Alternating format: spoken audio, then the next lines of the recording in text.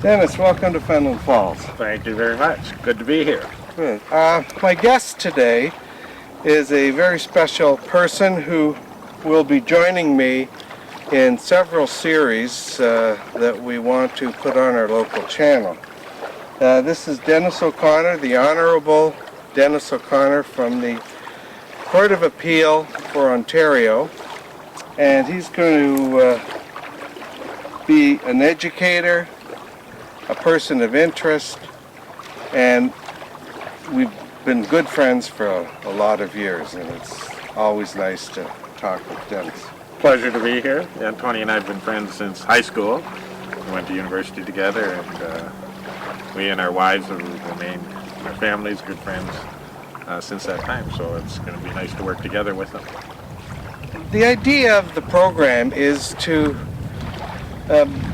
do as much as we can to clarify the various systems of courts in Ontario, and then we want to go outside of Ontario to the Supreme Court of Canada and talk a little bit about that. And I think the average person should know as much as he can about our court system, because it's your court system, and it is important that everybody understand it, as I feel. Yeah, and I agree with that, and the reason I'm here is to help out a friend, obviously, but that I feel very strongly that people who are involved in the justice system, judges, lawyers, police officers, and so on, should take the time to be available for the public to help with education, because, as Tony mentioned, it's all of our system of justice. It's an important part of our democracy, and so that I'm more than pleased to help out with this series of programs that Tony mentioned to try to further that goal. And to that aim, we're going to be traveling as much as we can to other jurisdictions within Canada to find out a little bit about what goes on in areas that we're not so familiar with. We're going to obviously concentrate on the seat of the Court of Appeal, which is in Toronto at Osgoode Hall, and we want to take advantage of Dennis's wealth of experience and knowledge in some of the lecturing and teaching that he has done.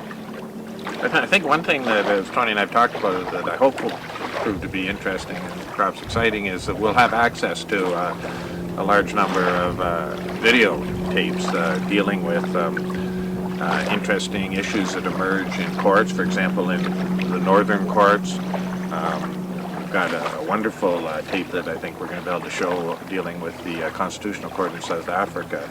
And we're going to try, during the series of programs, to just build in a lot of the basic information that we hope will be interesting to people about the way law and courts are administered, both here in Canada and elsewhere.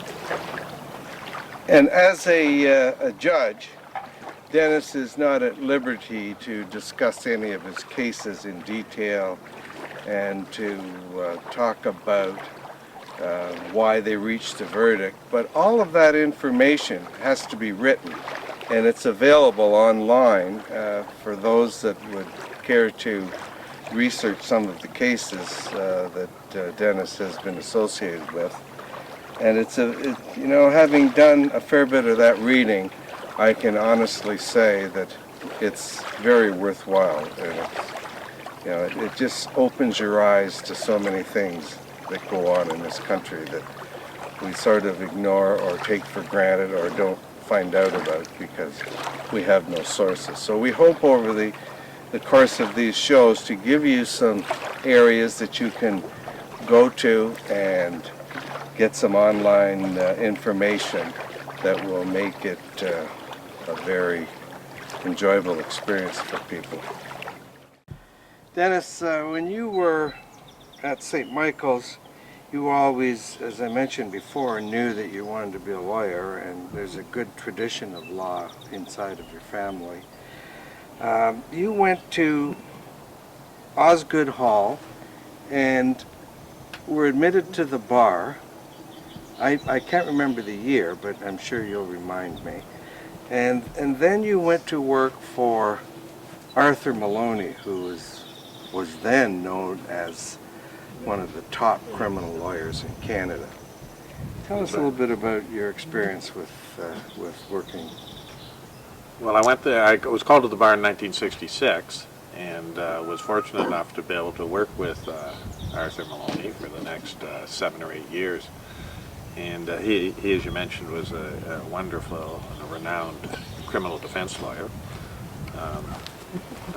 I practiced defense law, and I also did some part-time prosecutions. The thing about working with Arthur was he was a wonderful teacher. He believed in mentoring young lawyers and learning by example, giving lots of responsibility, and so that the real advantage of having been there is that I was exposed to a lot of fairly serious cases at a young age, given responsibility, and learned from his example. It was a great time as a young lawyer. I'm a little confused, I must say, about you being a defense attorney, and then you mentioned that you also did some part-time prosecution. How did that work? Well, in those days, and still today as well, some lawyers who are in private practice are retained by the government, either the provincial or the federal government, from time to time to prosecute offenses. In those days, I did criminal prosecutions for the provincial government. In subsequent years, when I was teaching, actually, I did prosecutions for the federal government, drug offenses and so on. So that's not unusual, and it happens still today. And I know that when you were with Arthur Maloney's firm as the bright young star, that you made a right turn in your career, much to his chagrin. I know that he was disappointed and tried to, in fact, talk you out of going, but you made the decision with your family to go to the Yukon as a magistrate. Yeah, in 1973, the government of the Yukon Territory advertised for the position of a magistrate. The only qualification was that you have practiced law for a period of 5 years, which I had. I was only 32, so I was awfully young. But I applied, there was a competition interview process, and ultimately was selected. So in the summer of 1973, my wife Heather, our 2 boys, age 8 and 5, and myself drove across Canada, took the boat up the west coast to the Alaska, and then train into the Yukon. And we began living in Whitehorse, which is the capital of Yukon, and it was about 12,000 people at the time. And you must have been quite a coach and quite a law professor at University of Western Ontario, because I understand that they awarded you one of your honorary doctorates, and I'm sure you must be very proud of that.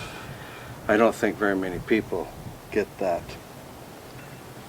recognition, and you certainly deserved it. Well, thank you. Yeah, no, it was a great honor in 2003 to receive a doctorate from Western. I think it had very little to do with my coaching ability. I hope so. And after your years at University of Western Ontario, you went to a large law firm in Toronto. I believe it was Borden and Elliott. That's right. And you practiced law there for a period of 18 years. Give us a sense of how that was for you. It was quite a change in direction from what I had done. It was essentially what I'd call a big firm litigation practice. I did a lot of commercial litigation. I did a fair amount of constitutional public law litigation, some criminal law, but a wide variety of cases at all levels of court. And it was also a very sort of happy, enjoyable part of my professional life. Okay, and tell us when you got the call and the process involved in going to the Court of Appeal for Ontario. In 1998, I applied for an appointment to the Court of Appeal. The appointment's made by the federal government, by the cabinet, by way of order in council. The process that's involved, and it's still involved for the appointment of judges in Canada, is that if you want to be a judge, you apply. There then is a screening committee who screens your qualifications, interviews people who are familiar with your professional practice, satisfy themselves about your adequacy from a personal standpoint, and then make a recommendation to the government as to whether or not you are qualified or not. With the list of people who have been recommended as qualified, the government then makes appointments to judicial positions as vacancies occur. So in 1998 I applied and was approved by the committee, and in time was appointed by the federal government to the Court of Appeal. So every appointment, whether it be federal or provincial, requires an application. Yes, They that's- don't just recruit you like a hockey scout would go out and say, "Oh, look at O'Connor can really skate." No, it used to be that way, but since, I'm guessing, the late 1980s, the provincial governments and the federal government have had an application committee process that I've described to screen candidates in, and then ultimately an appointment by the government. You are the Associate Chief Justice for the Court of Appeal of Ontario. Can you give us a brief outline of what your duties would be? Well, on the court, there are 24 judges. There's a Chief Justice, who's Warren Winkler, an Associate Chief Justice, that's me, and that's I, and there are then 22 other regular judges, if you will. And the way our court works, at least, as associate, I'm largely responsible for the internal administration and functioning of the court. Everything from scheduling of cases, assignment of judges, responsible for what education programs we have, and generally the organizational matters. We have a staff that help out, but that in general terms is what I do. And who was it that made the appointment? I was appointed Associate Chief Justice in at the end of 2001. It's an appointment made by the federal government, by the Prime Minister makes the call, so at that time it was John Chrétien. And he actually phoned you? He phoned me and asked me if I'd accept the appointment, yes. With the Ontario Court of Appeal, I understand there are, well, you tell me, because I don't know for sure. How many cases would be heard in a year? We would hear of actual appeals. We hear them on the merits, between 1,000 and 1,200 cases each year. About 40% of our cases would be criminal cases.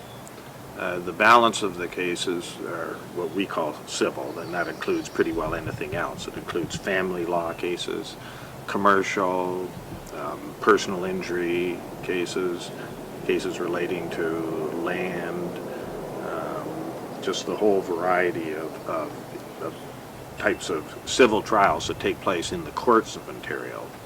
And what happens in Ontario, I won't get into it too much detail, is that depending where a case starts in the court, it can go through more than one level of appeal, but ultimately the Court of Appeal for Ontario is the last stop in Ontario, so that it's if it was a pyramid of court structure, then within Ontario, the Court of Appeal is the last stop.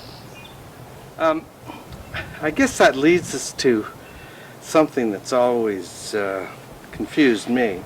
And you mentioned the pyramid of court structure. Can you take us through briefly how that works in Ontario? Well, in very general terms, and this is the danger of overgeneralization, but let me do it this way. The Ontario Court of Justice, which is appointed by the provincial court, have a criminal jurisdiction and in some areas of the province a family court jurisdiction. But dealing just with the criminal jurisdiction, they try criminal cases and tend to have absolute jurisdiction to try summary conviction offenses, which are a less serious category of offenses. And they also, if the accused person elects for trial in that case, can also try more serious, what are called indictable offenses. The Superior Court of Justice is appointed by the federal court, is considered a higher level of court. In some cases, here's appeals from the provincial Ontario Court of Justice, is one jurisdiction. Secondly, it has a trial jurisdiction exclusive to deal with very serious cases like murder, and also if an accused elects for trial in the Superior Court of Justice, they can end up there as well. Let me make as a last comment, when courts sit with a jury, either with a criminal case or a civil case, it is always the Superior Court of Justice that sits with the jury, not the Ontario Court.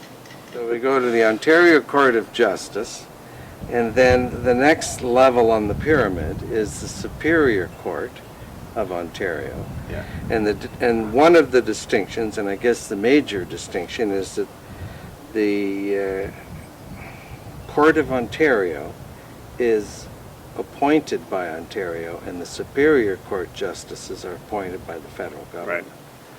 Okay, so there can be an appeal from the Court of Ontario to the... In some cases to the Superior Court of Justice, and then on to the Court of Appeal. Okay. But ultimately, I think the point of interest is that ultimately the appeals come together as the final court in Ontario, Okay. the Ontario Court of Appeal.